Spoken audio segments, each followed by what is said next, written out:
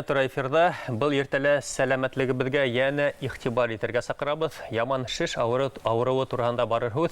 Студиябыз кунагы табиб-онколог Замир Абдуллин менән был куркыныч сирде иткәртү һәм дәвалау усулдары турында һөйләшәбез. Хәерле иртә, Замир Салихулы. Хәерле иртә. Хәерле иртә. Әле бар дөнья коронавирус инфекциясына каршы көрәшә.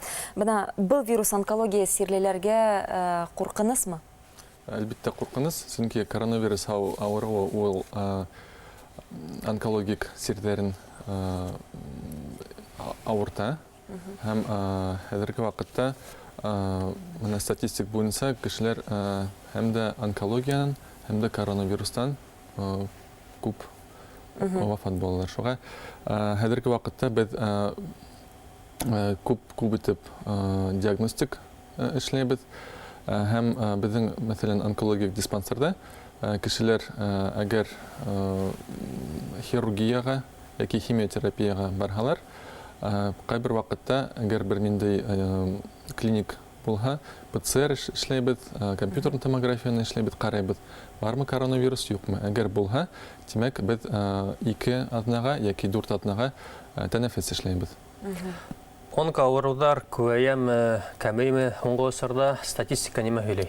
Статистик буенча шул ук тора 2020-2019 елга караганда безнең иң төп максатыбыз беренче һәм икенче стадиялы күбрәк кешеләрне беренче стадиялы асыклау инде. Менә 6 айлык статистика буенча быелгы беренче икенче стадия 54% булды, 52% булды. 3-нче процент 25, 4-нче стадиялы шул 21% шулай килеп сыга. Беренче икенче стадиялы без хирургик дәвалау менән кешеләрне дәвала алабыз. Димәк, яман шиш сирен алданрак искәртһәң, алданрак был сирде тапһалар, димәк, һез дәвалай алаһығыз. Безгә еңелерәк була, әмма менә беренче икенче стадиялы кешенең бер нәмәлә борсылмай. Менә иң төп клиника яки иң төп нимәнән килә ала онкология, мәсәлән, хәлһез калу, ябагау, шиш табу, мәсәлән, үзенең битләрдә яки муенда шиш табу. Унан һуң Айда Замир тәүге билдәләрен һөйләүде артабан дәвам итәрбез. Әлегә тамашасыбыз шылтыратты. Тыңлайбыз һеҙ тура эфирда. Халмыгыз. Минең онкологка һорауым бар ине. Мин Ишембай районынан. Минең пунктка егенебезгә трансплантация яшәргә тиешләр. Ошо көннәрдә шуны безнең яшәрбез, шул бер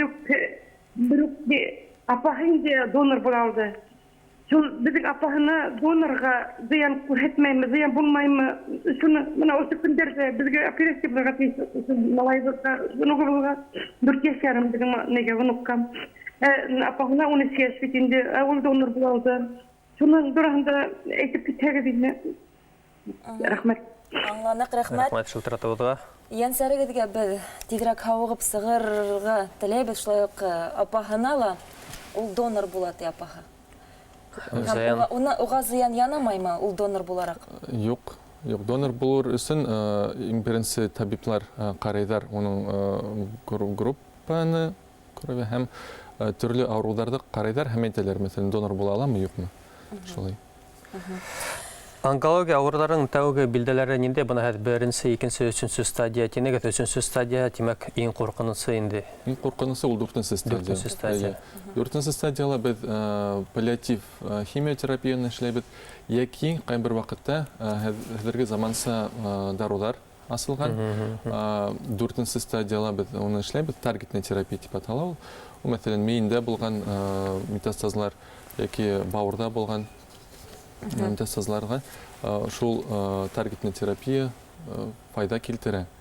Без мәсәлән әйтәбез, 6 ай калды кешегә. Шул таргетная терапияны 2 ел, 3 ел яшәйдер. Беренче стадияда кеше бер нимәлә һизмәй инде. Икенче стадияда ул һизмәй, әмма бер ниндәй сәбәп бардыр. Әйтәгез, һуңгы вакытта был сир күбәя. Бына нимә менән дә аңлатып булмай. Әллә тукланудан киләме ул? Тормыш бына үзе шулай һавала бит инде безнең бысрак. Бына төрле заводтар, шулай ук төрле субсар ташлайлар. Искән һавыбыз да таза түгел бит инде. Һәм һуңгы вакытта күптәр медитация менән, йога менән шөгыльләнә бит инде. Үзен тынысландыра, нисектер яман сирдәр менән сирләмәскә тидәр. Сирләмәс өчен бына шундай йогалар менән шөгыльләнәләр инде. Нимә эшләргә кирәк? Кайдан килә был сир? Һезнең фикерегез? Иң беренче урында минеңсә ул стресс шарттары. Шуга йога менән, медитациялар менән кешеләр эшләйдер. Менә бернинди тарихтан булган кешегә әйттеләр, һиңа 1 ел калды дип. Ул әйтте, минең ендәргә һеч бернинди акса миндә юк. Мин китап язам. Ул китап 1 елда язды. Шуннан ул китапка фильм яздылар, «Заводной апельсин». Ул барды табибка, табиб карай, төрле диагностикалар эшләй, онкология юкка булып сыкты. Минең тоже бер кеше бар, ул һәр вакыт 4нче стадиялы, ул һәр вакыт елмая. Әйтә, мин бер нәмәлеме борсылмайм, шуга әйбәт дип яшәйм, гаилә менән төрле урмандарга, сәяхәтләргә барам, шулай. Икенче ул экологик шарттар, өченче шарттар ул ашамлык шарттары һәм төрле тәмәке, алкоголь, эскелектер. Шуннан хәрәкәтһез яшәү, кешеләр күп итеп офисларда ултыра, 1 тапкыр яки 2 тапкыр гына өйдә генә ашайдар, мәсәлән, офисларда тукланмайдар, шулай. Бына китап яза тинегез. Димәк, һезнең әйтүегездән аңлап була, кеше үзенең яраткан шөгыле менән шөгыльләнергә тиеш, яраткан эше менән булырга тиеш, димәк. Менә WhatsApp-ка пациенттар исеменнән Замир Абдуллинга бик зур рәхмәт консультациялары өчен. Яңарак улыма бик компетентлы, югары профессиональ кимәлдә акыллы консультация үткәрде, югары белемле специалист Замир Абдуллин дип. Аслында бу иртәлә килгәндә Замир иң беренче тәүсиратта бидән кайфтәрегез нисек, яйгелек ял итеп булдымы дип сораны. Аслында бу стресстар турында әйтегез инде. Әлбәттә ял итәргә кирәк һәм кояшта артык нык кынырга ярамый. Кояшта безнең Турция, Египетта унда кояш нык итеп кызарта. Безнең Рәсәйдә Сочила нык түгел. Шуга солярийда унда ныграк. Шуга солярийга Катгый рәвештә йөрергә тыябыз. Һәм Өфә онкология дәваханаһының абруе зур икәнен без ишетеп беләбез. Заманса давалау аппараттары турында бераз әзрәк кенә һөйләп үттегез әле. Хәзерге вакытта безнең заманса җиһазлар эндоскопик бүлектә бар. Хәзерге вакытта без шул әгәр менә бар беренче стадиялы һәм бар менә воспаление рак институт дип атала. Шул рак институты без эндоскопия менән юкка алып ташлайбыз инде, юк итә.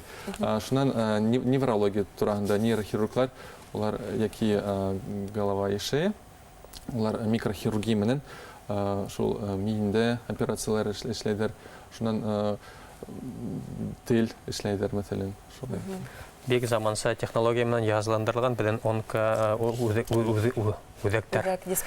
Был иртәлә безнең менән табиб-онколог Замир Абдуллин булды. Һезгә лә уңышлы көн теләйбез. Һау, сәламәт булайык барыбыз да, дуслар.